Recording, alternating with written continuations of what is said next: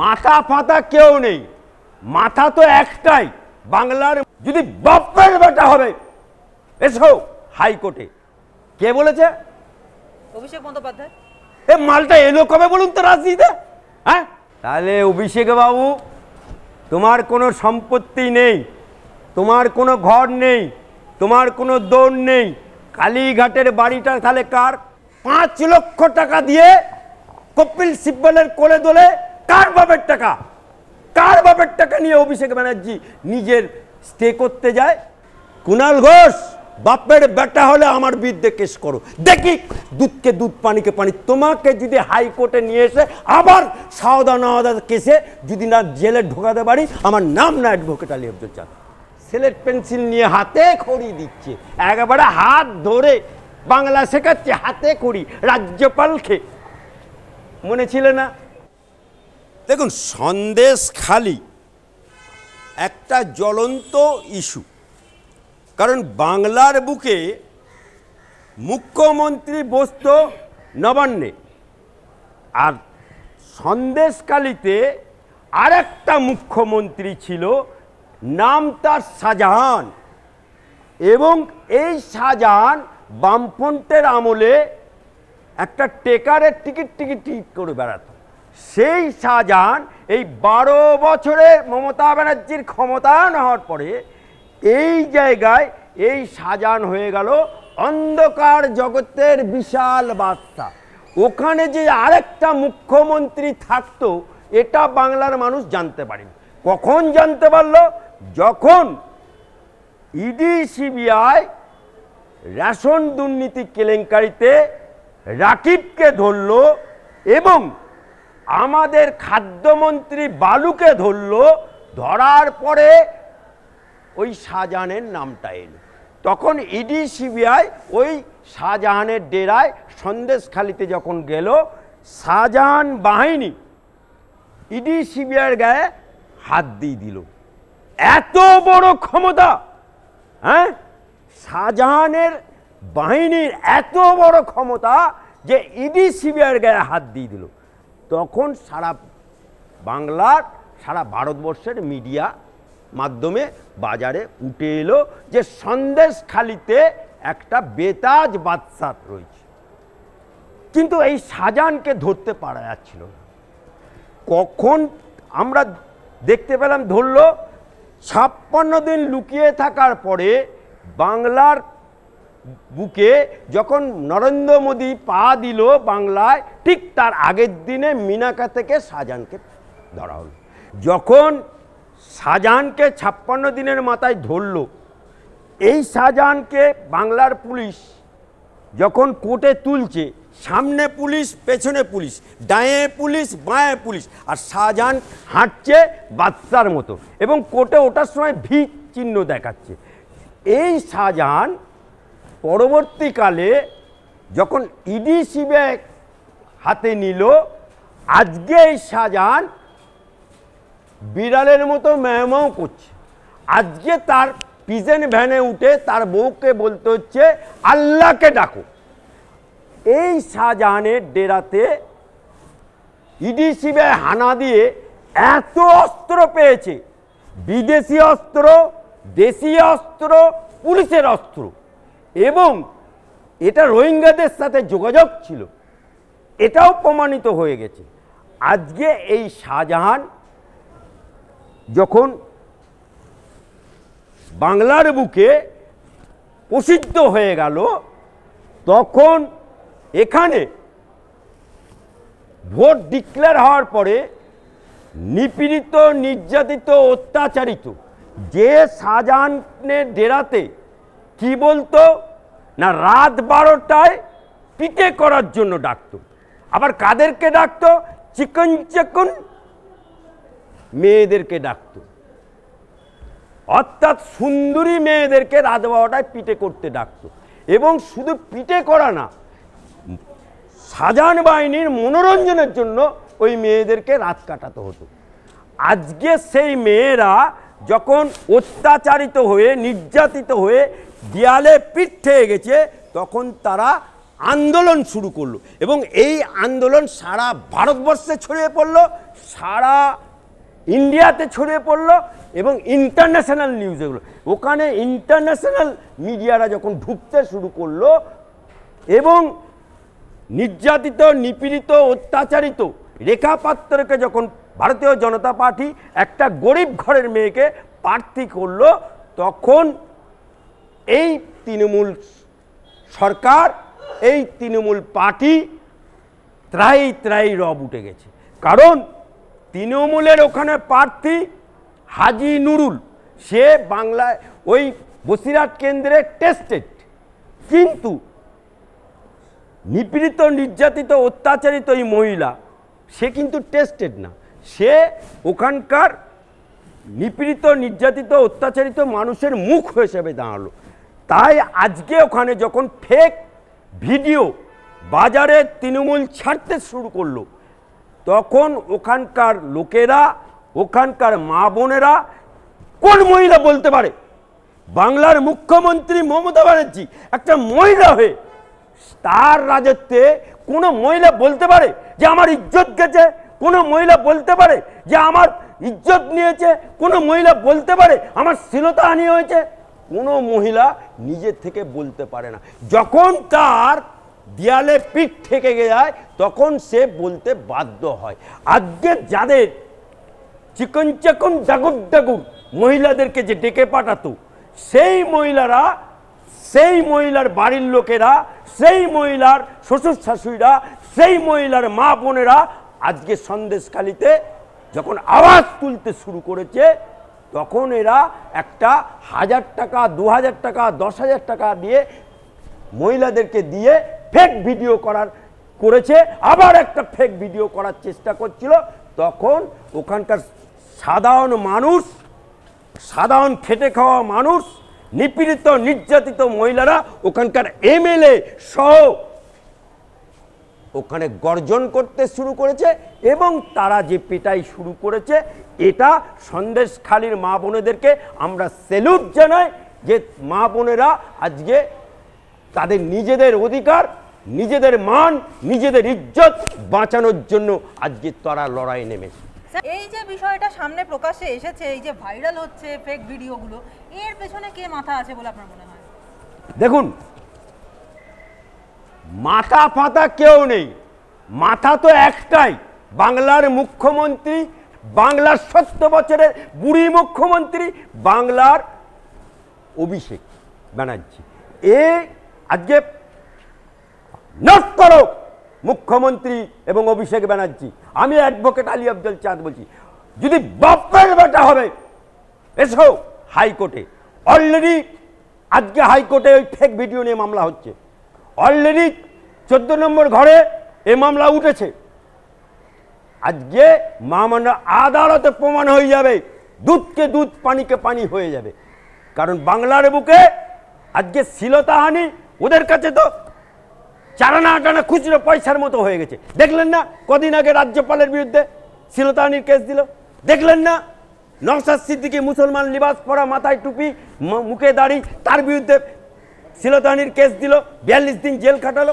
আজকে মমতা ব্যানার্জি বুঝতে পেরেছে যে ওদের পায়ের তলার মাটি সরে যাচ্ছে, তাই আজকে ওদেরকে ফেক ভিডিও বাজারে ছেড়ে সন্দেশখালিতে, আজকে বসিরহাটে ওদেরকে বাজার মাত করার চেষ্টা হচ্ছে। কিন্তু বাংলার বুকে সন্দেশখালি মা বোনেরা যে আওয়াজ তুলেছে, এটা টেলার হয়, পিকচার আবি বাকি হয়। অভিষেক বন্দ্যোপাধ্যায় একটা মন্তব্য করেছেন যে 2000 টাকায় রেখা পাত্ররা নাকি বিক্রি হয়ে গেছে প্রথমত, এবং দ্বিতীয়ত তিনি বলছেন যে ভোট যুদ্ধে জেতার জন্য বিজেপির কাছে দুটোই মাত্র ইস্যু ছিল, তার মধ্যে একটা এসএসসি আর একটা সন্দেশখালি, কিন্তু এই দুটো ইস্যুতেই সুপ্রিম কোর্ট থেকে আলপিন, এই ইস্যুর বেলুনে আলপিন ফুটিয়ে দেওয়া হয়েছে, যার ফলে এই দুটো ইস্যুতেই এখন ব্যাকফুটে চলে গেছে বিজেপি। এবং বিজেপি এই যে কাজগুলো করছে, এগুলো শুধুমাত্রই বাংলাকে, বাংলার 10 কোটি মানুষকে অপমান করার জন্য করছে। আপনি কি বলেন এই বিষয়ে? কে বলেছে? অভিষেক বন্দ্যোপাধ্যায়। এ মালটা এলো কবে বলুন তো রাজনীতিতে? হ্যাঁ, যখন মমতা ব্যানার্জি ক্ষমতায়ন হলো, উনি তো প্যারাশুটে করে এসে দিদিমণির দয় ডায়মন্ড হারবারে জিতে উনি ক্ষমতায়ন হয়েছেন। আজকে উনি যখন এমপি হলেন, জিতে গেলেন, জিতে দেখছে আরে এ তো বিশাল মধুরহারি চারটে চারটে চারটে। আজকে সারা বাংলায় যত চোর দেখছেন, সারা বাংলায় এই শাহজাহান থেকে শুরু করে, বালু থেকে শুরু করে, অপা থেকে শুরু করে, রাকিব থেকে শুরু করে, অনুব্রত শুরু করে যত চোর দেখছেন, প্রোডাক্ট বাইরে অভিষেক ব্যানার্জি। আর চোরেদের সর্দার হচ্ছে ও। আজকে এসএসসির কথা বলছেন, শুনেন, নোট করো অভিষেক ব্যানার্জি, এই বাংলার বুকে মুড়ি আর মিছরি এক করে দিয়েছে। একটা চুরিকে ঢাকতে গিয়ে 17 রকম ভাবে চুরি করেছে। আজকে কে বলেছিল তোমাদেরকে সুপারসিড করে নতুন পদ তৈরি করতে? কে বলেছিল? সাদা খাতা জমা দিয়ে যারা চাকরি পেয়েছে, লক্ষ লক্ষ টাকা দিয়ে চাকরি পেয়েছে, তাদের সাথে যারা মেধার ভিত্তিতে চাকরি পেয়েছে মুড়ি আর মিছরি এক করতে। আজকে এই আমাদের মহামান্য হাইকোর্ট ডিভিশন বেঞ্চ কি রায় দিয়েছে? ঢাকি সমেত বিসর্জন দিয়ে দিয়েছে, ঢাকি সমেত বিসর্জন দিয়ে দিয়েছে। সেই ঢাকি সমেত বিসর্জনে সুপ্রিম কোর্ট একটা রায় দিয়েছে। কি রায় দিয়েছে? রায়টা হচ্ছে ওদের বেলুন ফুটো না, ওদের বেলুন ফুটো না, ওদের সব জেলে যাবার রাস্তা তৈরি হয়ে গেছে সুপ্রিম কোর্টের রায়ে। কি রায়? রায়টা হচ্ছে যে সুপ্রিম কোর্টের প্রধান বিচারপতি কি বলেছে, যে পরিকল্পিতভাবে এসএসসিতে চুরি হয়েছে, অবজারভেশনে বলেছে। এবং কি বলেছে, যারা চাকরি করছে অর্থাৎ মুড়ি আর মিছরি একসাথে যে হয়েছে সেটা আলাদা করতে পারেনি। এই এসএসসি মহামান্য আদালতে একবার না, দুবার না, তিনবার না, চারবার না, পাঁচবার না, 6 বার বলেছে তুমি জমা দাও। কে মেধার ভিত্তিতে পাস করেছে, অর্থাৎ ফ্রেশ মাল আর ভেজাল মাল দুটো আলাদা করে জমা দাও। এরা জমা দিতে পারেনি, উল্টে কি করেছে, মার্কশিটটাকে জ্বালিয়ে দিয়েছে, পুড়িয়ে দিয়েছে। কিন্তু সিবিআই যে তদন্ত করে যে লিস্টটা জমা দিয়েছে 8000 সামথিং ভেজাল মালের, সেটাকেই এসএসসি মেনে নিয়েছে, রাজ্য সরকার মেনে নিয়েছে। আর কি না, সিবিআই তদন্ত করবে। এই যে মন্ত্রিমণ্ডল, এই মন্ত্রিমণ্ডলের তদন্ত হবে, শুধু অ্যারেস্টটা করতে পারবে না, অ্যারেস্টটা করতে পারবে, বাকি কিন্তু তদন্ত করতে পারবে। আর একটা কি বলেছে, যারা চাকরি করবে তাদেরকে মোচলেখা দিতে হবে। কি মোচলেখাটা দিতে হবে? যে আমি চাকরি করছি, কিন্তু যদি প্রমাণিত হয় আমি ভুয়ো শিক্ষক, তাহলে এই হাইকোর্ট যে রায় দিয়েছে সেই রায়কে মেনে 12% সুদ সমেত মাইনে ফেরত দিতে হবে। অর্থাৎ যদি প্রমাণিত হয়ে যায় তাহলে সুদ সহ মাইনে ফেরত দিতে হবে। ওইখানেই প্যাঁচ কষে দিয়েছে সুপ্রিম কোর্ট, ওইখানেই প্যাঁচ কষে দিয়ে 16ই জুন পর্যন্ত দিয়েছে, 16ই জুলাই পর্যন্ত। ওদের 21শে জুলাই সভা, 16ই জুলাইয়ের পরে ঢাকি সমেত ওদের বিসর্জন হবে। আপনি এক্ষুনি যে বিষয়টা নিয়ে বললেন যে ওনার নাকি কোনো সম্পত্তি নেই, এটা কিন্তু শুধুমাত্র মানে যে নির্বাচনী মঞ্চ থেকে বলা হচ্ছে বা নির্বাচন কমিশনের কাছে জমা দেওয়া হয়েছে এমনটাই নয়। আমরা কিন্তু সোশ্যাল মিডিয়াতেও দেখতে পাচ্ছি যে এটা অভিষেক বন্দ্যোপাধ্যায়ের কোনো সম্পত্তি নেই। মানে এতটাই তার দৈন্য দশা যে একজন বুথ স্তরের তৃণমূল কর্মী পর্যন্ত তার অবস্থা দেখে লজ্জা পাবে। সেখানে দাঁড়িয়ে অভিষেক বন্দ্যোপাধ্যায়ের যে স্থাবর অস্থাবর সম্পত্তি, তার যে একটা হিসাব পাওয়া গেছে, সেটা হচ্ছে অস্থাবর সম্পত্তি মাত্র 1,26,20,00,000 টাকা, মানে সেটা হলফনামায় তাই বলছে। আর অভিষেকের সোনার পরিমাণ 2 লক্ষ টাকা, রূপোর পরিমাণ 3,340 টাকা। কি বলবেন? আর স্থাবর জমি জায়গা? না, স্থাবর কোনো সম্পত্তি নেই। তাহলে অভিষেক বাবু, তোমার কোনো সম্পত্তি নেই, তোমার কোনো ঘর নেই, তোমার কোনো দৌড় নেই। কালীঘাটের বাড়িটা তাহলে কার? বীরভূমে শান্তিনিকেতনের বাড়িটা কার? আজকে লিপস অ্যান্ড বাউন্স কোম্পানিটা কার? আজকে ডায়মন্ড হারবারে জলের কারখানাটা কার? ওগুলো কি স্থাবর সম্পত্তির মধ্যে পড়ে না? এই লোকটা এতটা জালিমাল যে নির্বাচন কমিশনের কাছে বুকের পাটা নেই যে সত্যি কথা যে কত সম্পত্তি কি বৃত্তান্ত সেটা জমা দেয়। লেখাপড়াটা কত দূর সেটাও সঠিকভাবে জমা দেয় না। হ্যাঁ, লোকের আমরা শুনতাম নাকি MBA, ওই মমতা ব্যানার্জির নামের পাশে কি থাকতো? ডক্টরেট, উঠে গেল। তারপরে কি লেখা হতো? স্বচ্ছতার প্রতীক, উঠে গেল। তারপরে কি লেখা হতো? অগ্নিকন্যা, উঠে গেল। এখন সততার প্রতীক উঠে গিয়ে মমতা ব্যানার্জি কি হয়েছে? হিরোকরানি, বাই হয়ে যাচ্ছে। আজকে এই লোকটি তাই এখনো পর্যন্ত জমা দেয়নি। অভিষেকের সম্পত্তির পরিমাণ তো আমরা যেটা জানলাম, কিন্তু অভিষেকের স্ত্রী রুজিরা তার সম্পত্তির পরিমাণ যেটা দেখা যাচ্ছে যে রুজিরার সোনার উপর রয়েছে 45,70,382 টাকার মাত্র। কে রুজিরা? ওই অভিষেকের বউ, সোনা বৌদি, যে নাকি আমাদের বিমানবন্দরে সোনা পাচার করতে গিয়ে ধরা পড়েছিল, কলকাতা পুলিশ কোনো রকমের টেনে হিঁচড়ে রক্ষা করেছিল, ওই সোনা বৌদি। শুনুন, খালি সরকারটা পড়তে দিন, তারপরে দুবাইয়ে এই অভিষেক ব্যানার্জি লোকের চিকিৎসা হয় বাংলায়, আর ওনার চিকিৎসা হয় দুবাইয়ে, চোখের চিকিৎসা করতে হয় দুবাইয়ে। হ্যাঁ, ওনার শালা শালি, শ্বশুর শাশুড়ি ইত্যাদির কাছে কত টাকা পাচার করেছে সেটাও দেখতে হবে, কারণ ইডি সিবিআই এটা তদন্ত করছে। দুধকে দুধ, পানিকে পানি হয়ে যাবে, কারণ সোনা বৌদি কত টাকার সোনা বৌদি হয়েছে সব ধরা পড়বে। এই অভিষেক ব্যানার্জি যখন মামলা করতে যায় নিজের স্টে করার জন্য, তখন কোথা থেকে টাকা পায়? 5 লক্ষ টাকা দিয়ে কপিল সিব্বলের কোলে দোলে কার বাপের টাকা নিয়ে অভিষেক ব্যানার্জি নিজের স্টে করতে যায়? সবই কি সরকারের টাকা? সরকারের টাকা মানে আপনার টাকা, আমার টাকা, জনগণের টাকা নিয়ে তাহলে তুমি মস্তক করতে যাও। অভিষেক ব্যানার্জি নিজের জীবন বাঁচানোর জন্য আজকে হাইকোর্টে রায়গুলোকে সুপ্রিম কোর্টে স্টে করতে যায়। কার বাপের টাকা পায়? হ্যাঁ, জবাব দাও।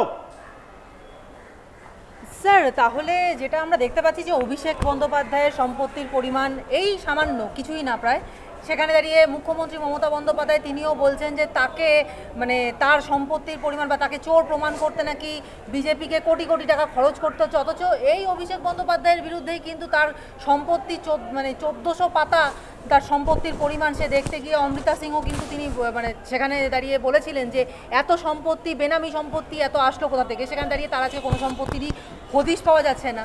তার ওপর দ্বিতীয়ত যেটা আরেকটা প্রশ্ন উঠে আসছে যে গোটা মন্ত্রিসভাকে এই এসএসসি দুর্নীতির জন্য সিবিআই নিজের হেফাজতে নিয়ে এখন জিজ্ঞাসাবাদ করতে পারবে, শুধুমাত্র যেহেতু ভোটের সময় সেই জন্য আপাতত একটা স্টে দেওয়া আছে যে গ্রেফতার করা যাবে না, কিন্তু তার বাইরে জিজ্ঞাসাবাদ করতে পারবে। তো পরিস্থিতিটা কি এখন এমন হয়েছে যে গোটা তৃণমূল দলটা, তার মন্ত্রিসভা সমিতি প্রায় জেলে চলে যাওয়ার অবস্থায় চলে গেছে? দেখুন, মহামান্য আদালত, এই হাইকোর্ট যে রায় দিয়েছে সেই রায়ে ঢাকি সমেত বিসর্জন দিয়েছে, উইথ মন্ত্রিমণ্ডল সমেত কিন্তু বিসর্জন দিয়েছে। এই ডিভিশন বেঞ্চের রায় সুপ্রিম কোর্ট শুধুমাত্র অল্প কিছু দিনের জন্য স্টে দিয়েছে, কিন্তু এখনো বিরোধী পক্ষ বলার সুযোগ পায়নি। বিরোধী পক্ষ যখন বলতে শুরু করবে, যখন পূর্ণাঙ্গ আর্গুমেন্ট হবে, তখন দুধকে দুধ, পানিকে পানি হবে। কারণ তৃণমূল দলটা তো কোনো আইডিওলজি নিয়ে তৈরি হয়নি। এই তৃণমূল দলটা হচ্ছে হরেক মাল 5 শিকে। এই দলে কাকে পাবেন না বলুন তো? এই দলে সওগাত মোল্লা মালটা কে? সিপিএমের। দোলা সেন মালটাকে নকশাল।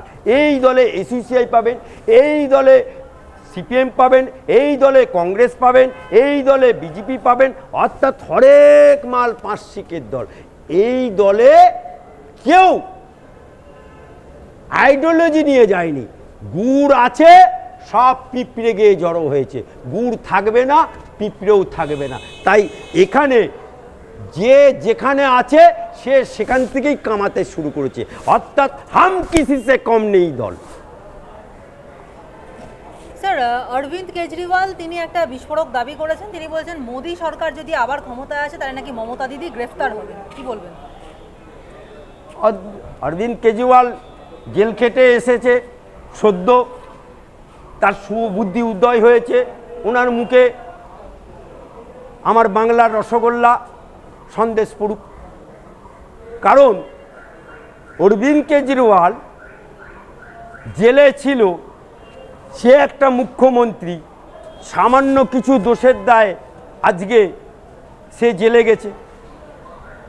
আজকে বাংলার মুখ্যমন্ত্রী, সে দেখছে আমি একটা কেসে জেল খেটে এলাম, তা আরেকটা মুখ্যমন্ত্রী সে তো অনেক রকম ঘোটালা করেছে, তাহলে সে কেন জেলে যাবে না? অরবিন্দ কেজরিওয়াল বলছে আমি জেল খেটেছি, ও কেন জেল খাটবে না? তাই ও জেল খাটবে। অর্থাৎ ও ইঙ্গিত দিয়ে দিল যে আমি জেল খেটেছি তিহারে, আরেকজন মুখ্যমন্ত্রী বাংলার আরেকটা মুখ্যমন্ত্রী খাটছে, অতএব ও কেন বাদ থাকবে? আমরা তো সবাই আইএন দিয়ে বলে একটা জোট করেছি, অর্থাৎ আমরা চোরেদের জোট করেছি। তাহলে দুটো চোর এখন গেছে, বাকি চোর বাইরে আছে, তারা কখন যাবে? এই জন্যই এই কথাটা বলেছি। স্যার, মমতা বন্দ্যোপাধ্যায় বলছেন যে 3 দফার নির্বাচন হয়েছে, প্রথমটায় এপাস, প্রথম দফায় এপাস, দ্বিতীয় দফায় ওপাস, আর তারপরের দফায় ধপাস। কি বলবেন? এই নারীটি এখন বাংলার বুকে এত দুর্নীতি করেও বাংলার বুকে এখনো চেল্লাচ্ছে। অর্থাৎ ও বুঝে নিয়েছে এপাস ওপাস ধপাস। ওই মমতা ব্যানার্জি কবিতা লেখে না, এপাং ওপাং ধপাং। হ্যাঁ, আবার যে ছবি আঁকে, যে ছবি কেনে কোটি টাকায় সে জেলে যায়। হ্যাঁ, তারপরে এই মহিলা কি করেছিল, ওই বাইরে ইয়ে করতে গেছিল, দিয়ে বললো হুলালা গান হচ্ছে। ওদের লোকই তো বলেছিল খেলা হবে, তা এপাস ওপাস ধপাস হবে না। এবারে বাংলার নির্বাচনে, লোকসভা নির্বাচনে খেলা হবে, সেই খেলার পাল্টা খেলা হবে বাংলার বুকে। ভারতীয় জনতা পার্টিকে ইস বার মোদি 400 পার। রাজভবনে যে রাজ্যপাল নাকি শ্লীলতাহানি করেছেন একটি মেয়ের, এবং সেই ইস্যুতে লালবাজারে 4 জন কর্মীকে রাজভবনে ডাকা হলো এবং তাদেরকে নোটিশ দেওয়া হলো। এবং অন্যদিকে মুখ্যমন্ত্রী সেক্ষেত্রে বলেছেন যে রাজ্যপালের পাশে বসাও নাকি পাপ, যদি রাজভবনে ডাকেন তিনি রাজভবনে যাবেন না, রাজ্যপালের পাশে বসা পাপ। শ্লীলতাহানি নিয়ে সাংঘাতিক একটা প্রতিক্রিয়া মমতা বন্দ্যোপাধ্যায় দিয়েছেন। কি বলবেন? কি সাংঘাতিক দিয়েছে?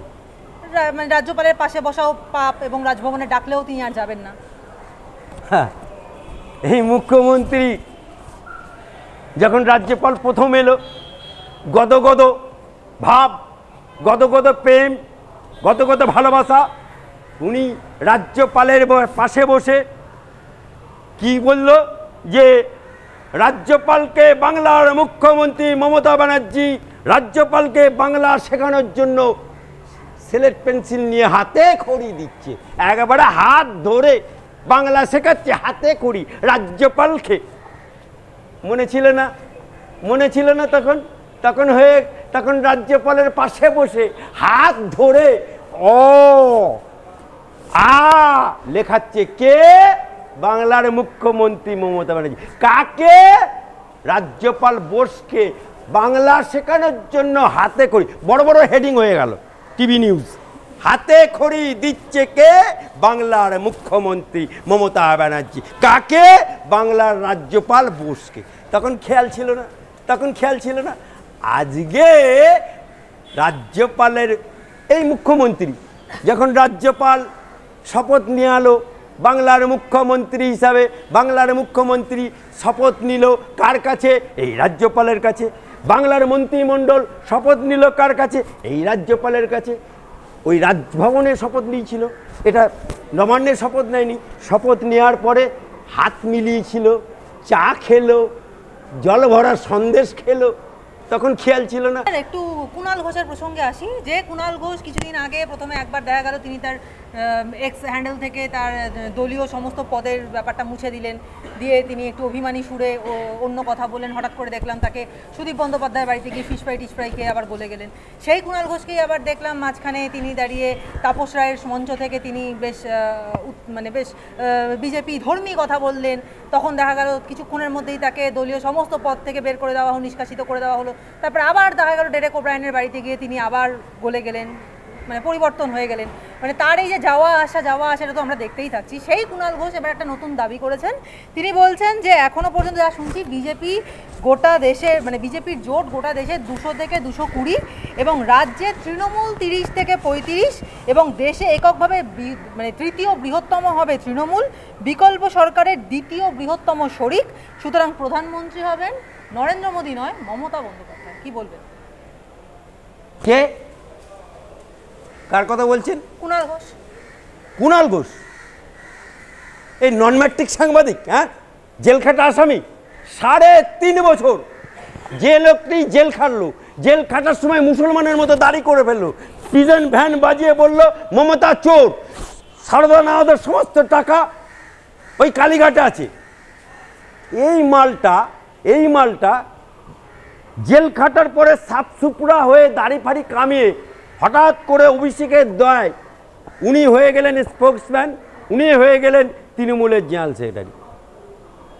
তারপরে আবার কিছুদিন বাদে সুদীপ বন্দ্যোপাধ্যায় উত্তর কলকাতার সাংসদ, তার বিরুদ্ধে তার গোষ্ঠী ছাদ্য করে দিল। নয়না বন্দ্যোপাধ্যায় তার গোষ্ঠী ছাদ্য করে দিল। অমনি সুদীপ বন্দ্যোপাধ্যায় একবার ফোনে ডাকলো, অমনি তার বাড়িতে গিয়ে জল ভরা সন্দেশ খেলো, 1 কাপ চা খেলো, দিয়ে সুদীপ বন্দ্যোপাধ্যায়ের হয়ে নাচতে শুরু করলো। এই 1 কাপ চা আর এক জল ভরা সন্দেশ একটা খেয়ে যে বিক্রি হয়ে যায়, যার কোয়ালিফিকেশন নন ম্যাট্রিক, কুণাল ঘোষ নন ম্যাট্রিক সাংবাদিক, যদি হিম্মত থাকে, এই লোকটি জীবনে কোনোদিন পঞ্চায়েতে দাঁড়িয়েছে, জীবনে কোনোদিন কাউন্সিলর হয়েছে, জীবনে কোনোদিন এমএলএতে দাঁড়িয়েছে, জীবনে কোনোদিন এমপিতে দাঁড়িয়েছে? এর কোনোদিন জনভিত্তি বলে কিছু আছে? শুধুমাত্র টিভিতে দাঁড়িয়ে ফং ফং করে বকে। অর্থাৎ এখন বাংলার মানুষ এর মুখটা টিভিতে দেখলেই হয় তারা টিভি বন্ধ করে দেয়, আর তা নাহলে চ্যানেল ঘুরিয়ে দেয়। এ মালটা তো অপয়া মাল, অপয়া মাল। আজকে এই মালটা আপনারা বলছেন যে একে বহিষ্কার করছেন, নো, একে বহিষ্কার একবার না। এর আগে যখন সোমেন মিত্র প্রদেশ কংগ্রেসের সভাপতি, তার বউ শিখা মিত্র চৌরঙ্গি কেন্দ্রে দাঁড়িয়েছিল, তখন শিয়ালদার বউবাজারে এই মালটা ওই শিখা মিত্রের মঞ্চে উঠে বক্তব্য দিয়েছিল। তার পরের দিনই ওকে বহিষ্কার করে দিয়েছিল তৃণমূল। বহিষ্কার করার পরে ও জেলে গেল সারদা নাওয়াদাতে। তা একবার না, এবারে দ্বিতীয়বার তাপস রায়ের হয়ে বক্তব্য রাখতে গিয়ে সেই মঞ্চে গেছিল, সেখানে একটা রক্তদান শিবিরে বহিষ্কার করলো।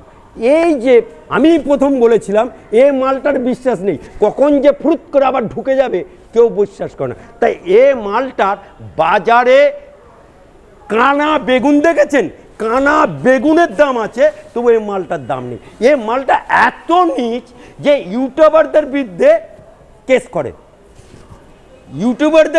কেস করে, একটা ছেড়ে 2টো কেস করেছে। হ্যাঁ, কুণাল ঘোষ বাপের বেটা হলে আমার বিরুদ্ধে কেস করো, দেখি দুধকে দুধ পানিকে পানি। তোমাকে যদি হাইকোর্টে নিয়ে এসে আবার সাওদা নাওদা কেসে যদি না জেলে ঢোকাতে পারি, আমার নাম না অ্যাডভোকেট আলী আব্দুল চাঁদ। মদন মিত্র আবার ফর্মে ফিরেছেন। তিনি দলীয় কর্মীদের চাঙ্গা করার জন্য বলেছেন যে আপনারা সবাই তাজা থাকুন, ভোটের দিন সকাল 6টায় আপনাদের কাছে নির্দেশ চলে যাবে যে কেমন করে ভোট করাতে হবে।